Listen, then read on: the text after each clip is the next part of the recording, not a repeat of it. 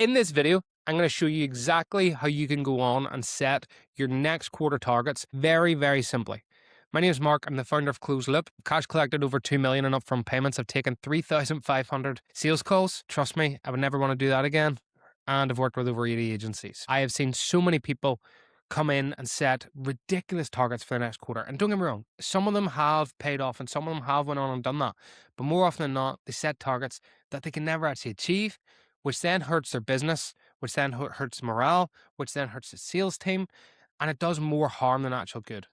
So in this, I'm going to show you the methodology of how I set targets for next quarter and how I actually go on and achieve them in a very tangible way. Let's dive into it. Okay, so we have just came into Q3 as I record this. It has just moved into July, and I've already heard some people set targets for the end of Q3, start of Q4. I asked them, why have you set that target? And they said, oh, well, I just think it's achievable. And don't get me wrong, I'm saying this from a place of I'm wanting you to hit this target and I'm wanting you to go on and achieve this target. But equally, I do not want someone to set targets, not hit them, and then feel like they have failed as a business owner, as a leader, as a team, especially a sales team. And this isn't me saying that you should set really small targets. This is me saying that you should go on and set a target which is just past where you're at right now and pushing the boundary. So you're constantly pushing and striving, but equally making sure that it is achievable. So as you can see on the screen, there's 4 things that I look at whenever I'm setting a target. Now, equally, there's a lot more than just 4. We need to look at fulfillment. We need to look at team members. We need to look at the scalability of these. But these are 4 to directly correlate it to numbers. And then each one of these would break off into actual teams. But to keep this a nice and simple video, leads, close rate, price, and retention. I constantly speak to business owners and they're always like, I need more leads, I need more leads, I need more leads, I need more leads. Trust me, I know. I said that a lot of times because I've heard it a lot of times. And quite often that is true, but most of the time it isn't. Because the thing is, you have leads already in your pipeline. You're just not making the most of the leads that you're actually getting there. But equally, that's where the equation comes in to actually figure this out. Next one is close rate. Close rate, pretty self-explanatory. How many of those leads that are getting onto a call are you actually closing? And how many are actually paying you money to work with you? Then price, quite a lot of people look over the price. With the price, you want to actually figure out how much value you can provide that person.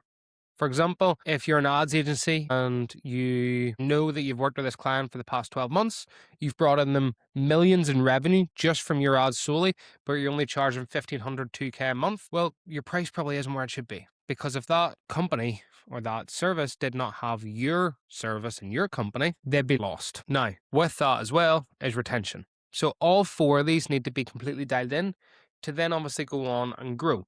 If you've watched my other videos, I explain in depth their revenue equation.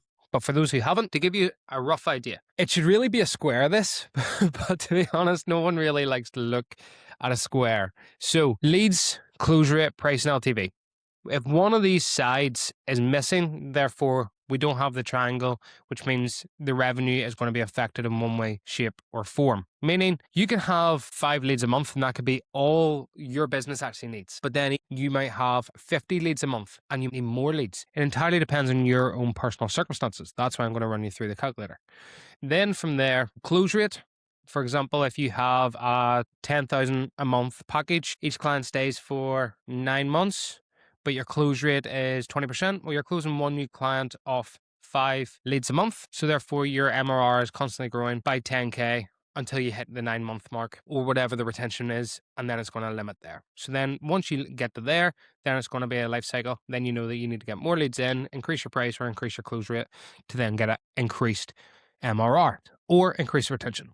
Now, in terms of this, it really depends on each personal circumstance.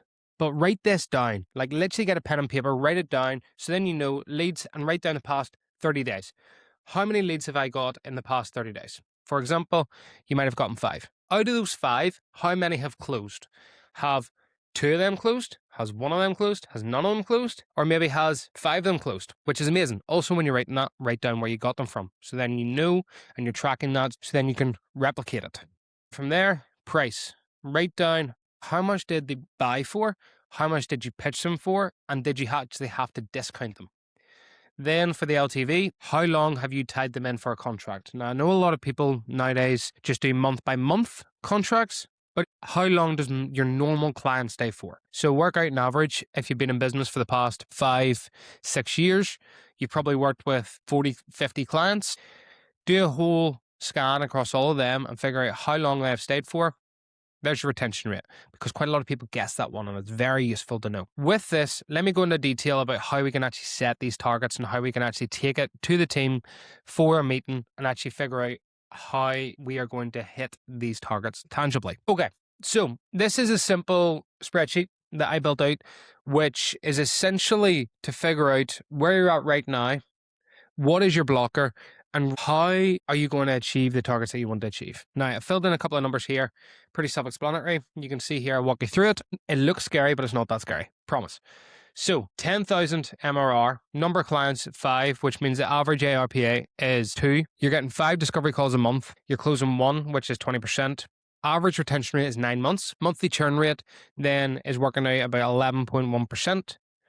And qualified calls, out of those 5, 80%, which means 4 out of the 5 have budget, have need, have want. Which, straight out of the bat, if 80% are qualified and we're only closing 1, there's probably a closing issue. But looking at this, where we are right now, this is us here. We can see over the next 12 months, if these stats stay the exact same with 5 clients on the books, an average retention rate at 9 months, and we're closing 1 new a month, we are going to top out at 16,000 this time next year. Or say you and the team have had a meeting, or say you even work inside the team, or you're a sales manager, or you're a founder, and you really want to hit 20K by, well, right now we're in July, say September, which is end of Q3. So therefore, in the next 3 months, you want to hit 20K. Which is very achievable, mind you. I've seen it done loads and loads of times. Equally, I've seen someone go from 10 to 50K in a quarter as well. You just have to be prepared. So really from here, how do we do this? Well, let's say we're charging 2,000. We don't change the price, and we can play around with these numbers. We do 5 discovery calls. So we don't change the discovery calls, but we change the close rate to 30%. We keep the service the exact same, 9 months and 80%. So by month 3, if we don't change anything and just increase the close rate by 30%, which has us closing 1.5 a month, which in theory would allow us to close an extra 1.5 clients. From this, you can see we're going to be at 15K. So we're still behind our 20K a month target. What do we need to do? Well, let's play around with the numbers and actually figure out how do we get there. Very simply, what we can do is we can either get more leads and try and get 10 leads a month, 20% close rate, which will be 2. So 17,000. This is obviously where we were before. We were at 15,000. We're still behind on month 3 to actually hit that target. What do we need to do? Probably the biggest lever, if I set these all back, keep the discovery calls back at 5. We increase the price by 3,000. We increase the close rate up to 30%. There's just the closest we've gotten, which is 19,000.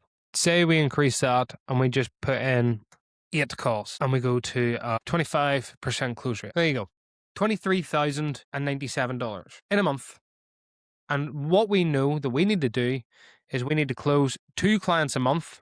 At 3K, we're closing 1 in 4, which is very achievable. And we just need to book 8 calls and 80% be qualified, which then means over the next 3 months, we're going to be somewhere around here. But equally, it puts us on the trajectory. If we can hold that, this time next year, we will be at 43K a month, compared to if we'd stayed the exact same and just hoped, we would only be at 16. This is just a simple method for me to show you how I set my own company targets, but equally how I actually go in and do an audit on someone's business to figure out what targets should they actually be aiming for. So then when we do an internal meeting, we go, right, okay, this is where we should be aiming, and here's how we're actually going to get there. Please take this, write this down. If you want me to run through this with you, reach out to me on LinkedIn. I'm more than happy to jump on a call and actually figure out, where you are in terms of business. Let me know roughly where you're at. We can get on a call, we can run the numbers and really start to set some tangible targets. So then you have a clear action plan to go on and achieve what is you want to achieve this quarter. Wishing you the best. See you in the next one. Cheers.